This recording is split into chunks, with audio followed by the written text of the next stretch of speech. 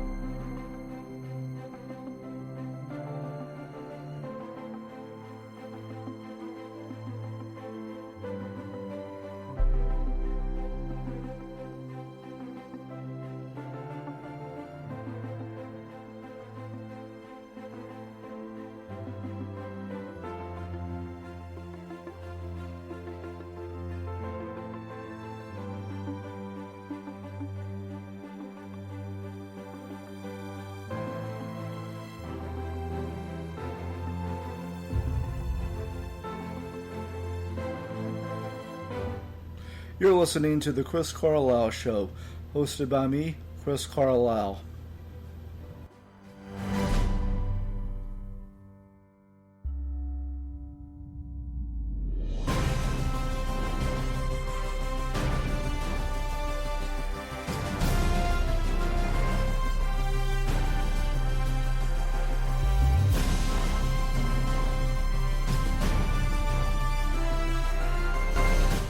Hey, welcome to the Chris Carlisle Show podcast. I'm Chris, and how are you doing? Well, that's good. I'm doing all right. Last week's show got 1 download and 3 views on YouTube.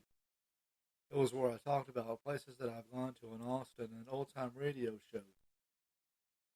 On this week's show, we're going to take a look at the NFL playoff picture, Super Wild Card Weekend, as well as the story of Jenny Lou Carson, who was the first woman to have a #1 country song, and she's also the aunt of singer Debbie Boone.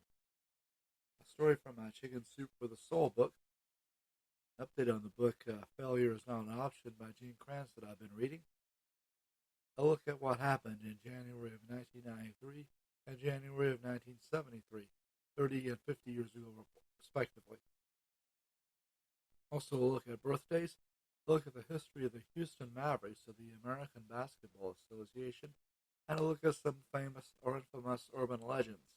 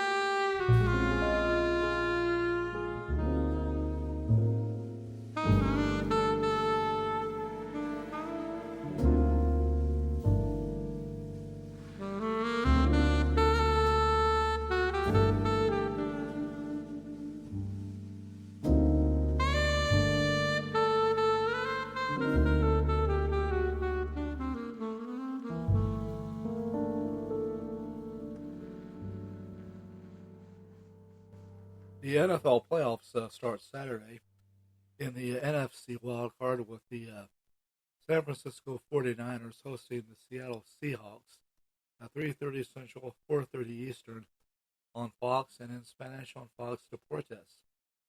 Then on Saturday night in the AFC, it's the Jacksonville Jaguars hosting the Los Angeles Chargers at 7 Central, 8 Eastern on NBC, streaming on Peacock, and in Spanish on NBC Universo. Then on Sunday, at 1 o'clock Eastern, noon Central on CBS, and also streaming on Paramount Plus, the Buffalo Bills host the Miami Dolphins. On Fox Deportes on Sunday in the NFC at 3:30 Central, 4:30 Eastern, the Minnesota Vikings host the New York Giants. Sunday night at 7:15 Central, 8:15 Eastern on NBC, also streaming on Peacock and in Spanish on Telemundo, the Cincinnati Bengals host the Baltimore Ravens. And the playoffs wrap up with the Tampa Bay Buccaneers hosting the Dallas Cowboys at 7:15 Central and 8:15 Eastern on ESPN and ABC. There's also the Manning cast with Peyton and Eli Manning on ESPN2. The game is also streaming on ESPN Plus, and it's also heard in Spanish on ESPN Deportes. Another story of Jenny Lou Carson. She was the first woman to have a #1 song on the country charts. She was born Virginia Lucille Overtake on January 13th, 1915 in Decatur, Illinois, which means she would have turned 108 on Friday. Friday is also the 2-year anniversary of my mother's passing. Along with her sisters Evelyn and Ava, they formed a trio called the Three Little Maids, and they became a popular act on the WLS radio show National Barn Dance, which came from Chicago. That was in 1931. They recorded on 2 labels, Conqueror and Bluebirds, also in the 1930s. The trio broke up when Evelyn and Ava married and had children. Ava, who went by the name Judy Martin, married singer Red Foley, and their daughter Shirley married Pat Boone. She took her life in 1951 when she was 33. Evelyn kept performing on WLS until 1954 on shows like Drummer's Boy with Captain Evelyn and Musical Journey with Miss Evelyn. She died in 2002. Meanwhile, Lucy had an extended career as a singer, guitarist, and songwriter, and recorded for Decca, Mercury, and RCA Victor, but she found more success as a songwriter. She composed 15 songs that became top 10 country hits between 1945 and 1955.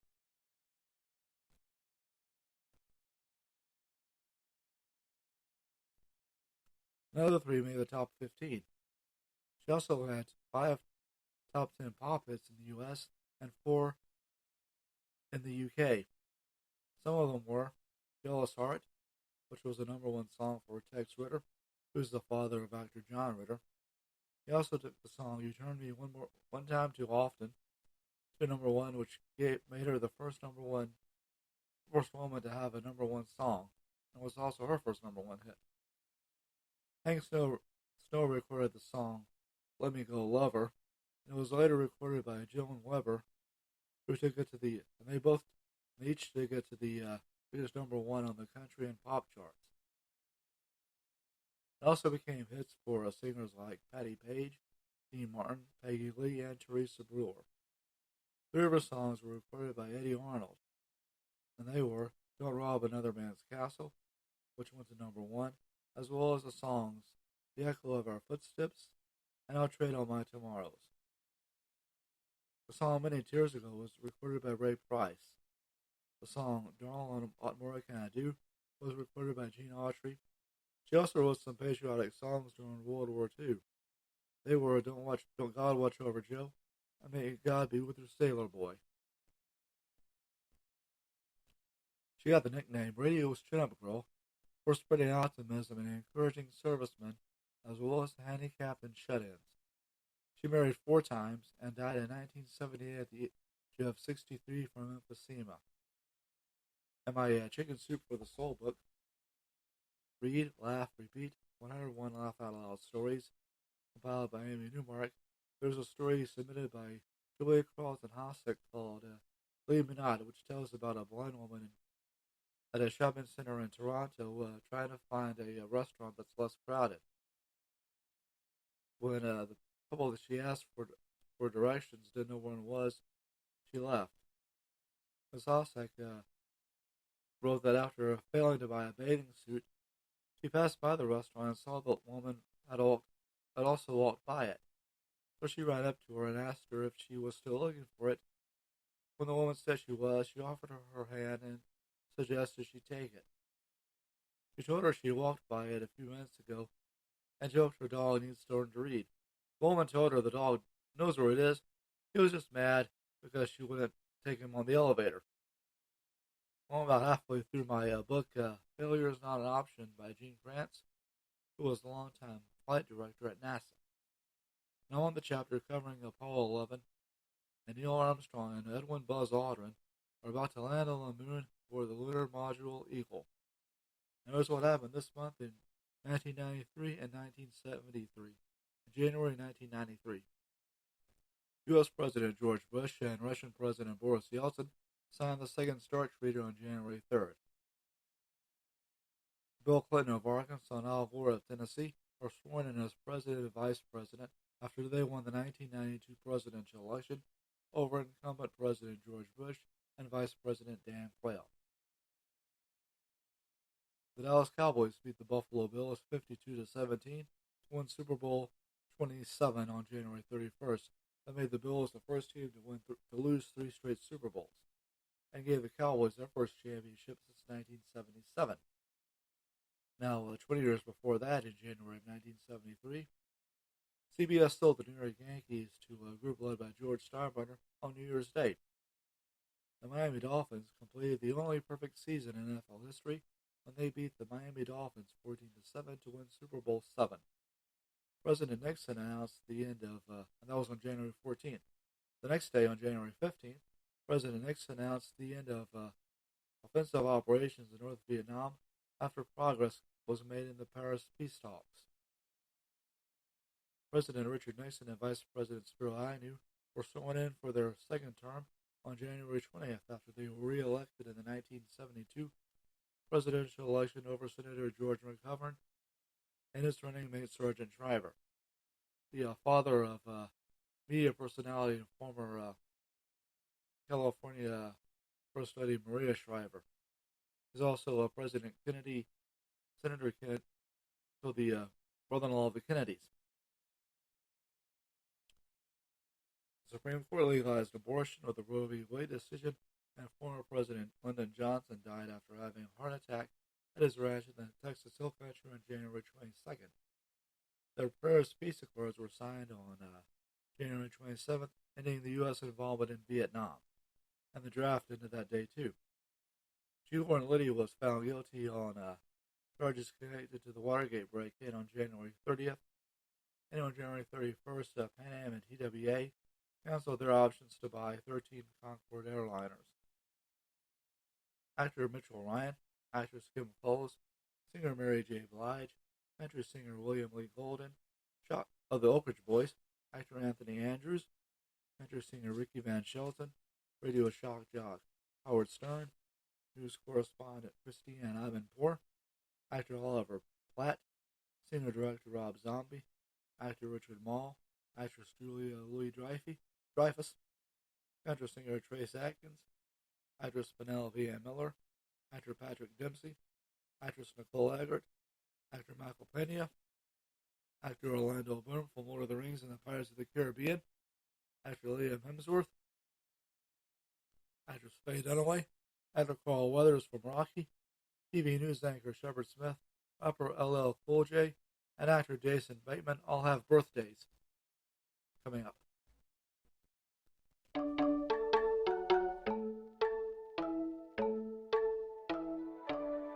Happy birthday to you. Happy birthday to you.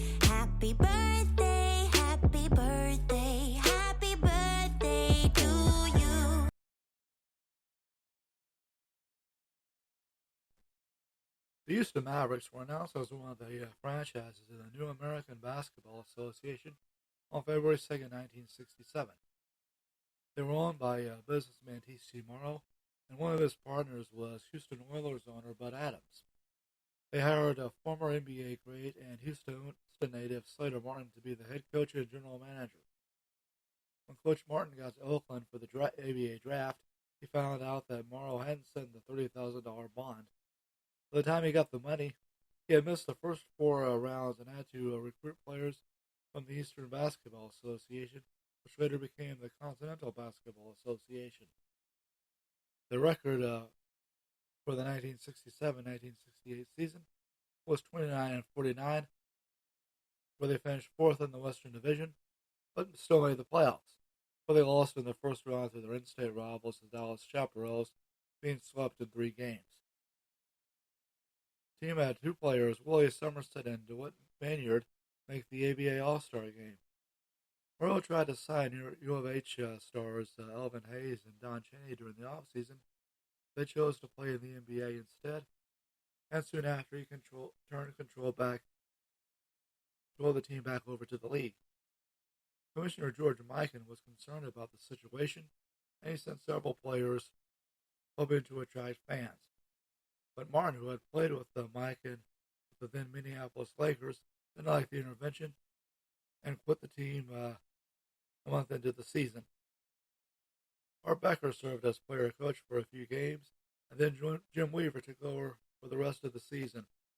They finished the 1968-1969 season with a record of 23-55, which was the second worst in the league.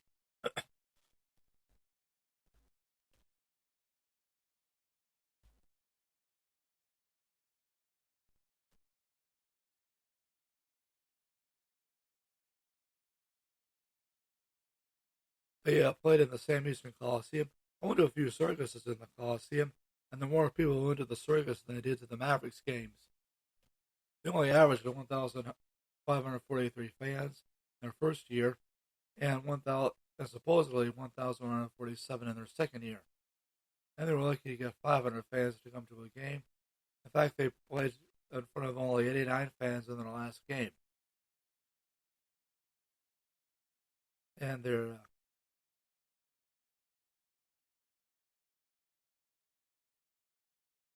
highlights of the season, the 68-69 season, were Willie Somerset again playing in the All-Star game, and the team set a record of most made free throws for 43 straight, but still stands. They then moved to North Carolina and became the Carolina Cougars. They played there for a few years before moving to St. Louis and became the Spirits of St. Louis. Bob Costas, yes, that Bob Costas, was the voice of the Spirits on KMOX radio. After the 75-76 season, it was announced that they would move to Salt Lake City and become the Utah Rockies. But when the ABA-NBA merger was announced, the Spirits/Rockies and the Kentucky Colonels were left out. 2 years later, Houston did get a second chance at pro ball when the San Diego Rockets moved in, and they've been there ever since.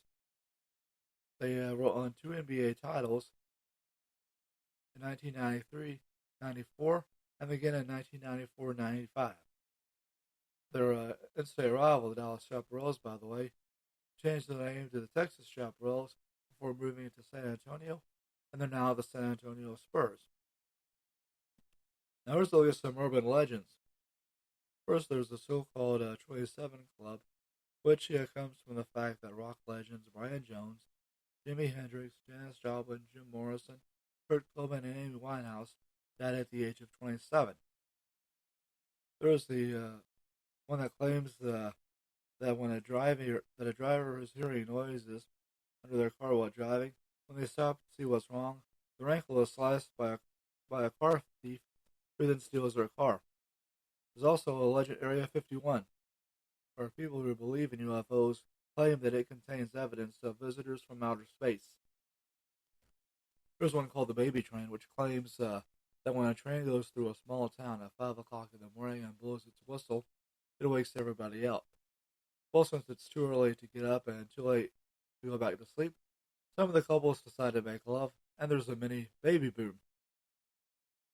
Here's one of the more famous one. It's one about a babysitter getting harassing phone calls while she's babysitting some children, telling her to check the children. After she's scared, she calls 911. Then she asks them to trace the call. When they call her back, they tell her that the call is coming from inside the house and she needs to get out. When they get there, they run in and find out that the kids have already been killed. There are versions where the sitter herself is killed, and a newer one where the girl is a spooked while it looks like a clown statue. When she calls the parents and asks them about it, they tell her they don't have a clown statue, and it's actually a person dressed as a clown who kills the girl. There's also one where the girl herself is the killer. The stories, there's one about the so-called blackout children, which goes back to the late 1990s. There's one called the choking Doberman, which is where a dog is gagging on human fingers that it's bitten off. It turns out to be an intruder in the owner's house, who has a one hand that is bleeding. Here's one about the chupacabra, which is supposed to be a cryptid that people claim is in parts of the Americas. The first sightings were in Puerto Rico. It's also called the goat sucker because it is said to drink blood from creatures, especially goats. The Cropsey legend is about a boogeyman figure, and it then segues to the story of Andre Rand, who was found guilty of kidnapping children in the 1970s and the 1980s. The Curse of the Bambino claims that the reason the Boston Red Sox couldn't win the World Series from 1918 to 2004 was because they sold Babe Ruth to the New York Yankees. There's one that claims that the parts of the car that actor James Dean was killed in are cursed, as many of the people who took parts from the car themselves later got killed in car wrecks.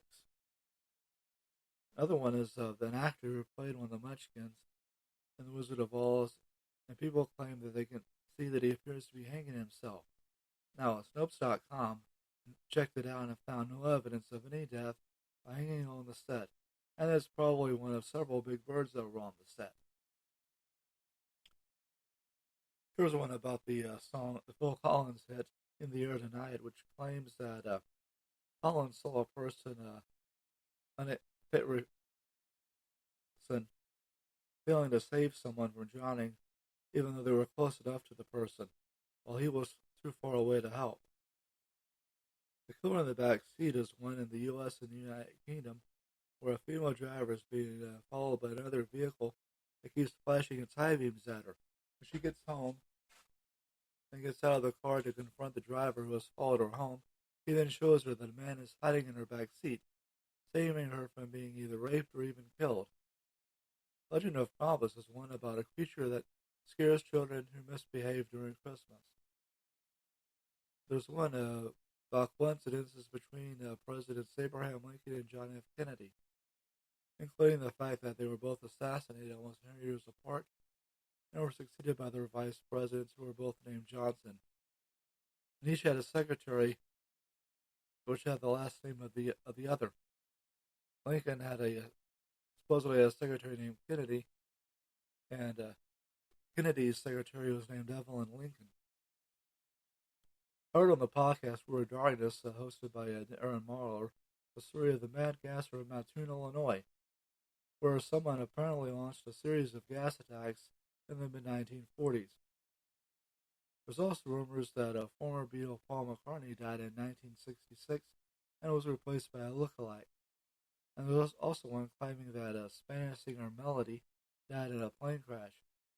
Kind of like the reverse of the Elvis is still alive stories. There's one about the Rouger, which is supposed to be a werewolf in Louisiana. There's also the story of the Roswell crash, where apparently a UFO crashed in the desert. There's also one that claims that alligators were found in the sewers of New York City. Another one claimed that the Rustler, the Ultimate Warrior, had died years before he actually died in 2014. There's also the one about the vanishing hitchhiker, which claims that when people pick up hitchhikers, they mysteriously disappear, or they ask to be let out close to where they said their destination was, and they leave a scarf or other articles of clothing. It's usually a female. And when the driver takes it to the address, they find out that the hitchhiker had died years earlier. There's also a variation of this where the hitchhikers are picked up by a truck driver who takes them to a diner and tells them his name. And when they mention the driver's name in the diner, they find out that he had died years earlier. It was popularized in a popular country music song called Phantom 409 that was recorded by Red Sylvine, who recorded a lot of truck driving songs where he speaks instead of sings. If you were listening to him, make sure you have a box of Kleenex nearby. Anyway, the Chris Carlisle Show is recorded on the Spreaker Studio app. And it's written and hosted by Chris Carlisle. That's me.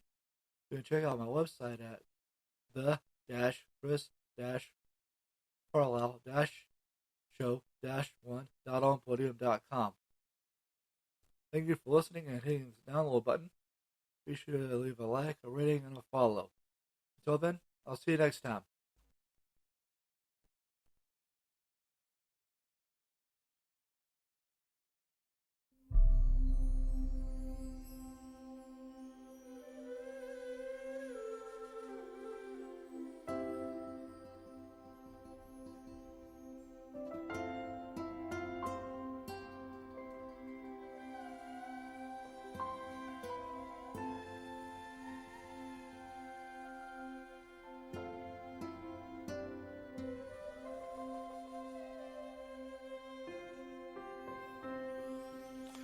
Hi, I'm Chris, and thank you for listening to my podcast, The Chris Carlisle Show.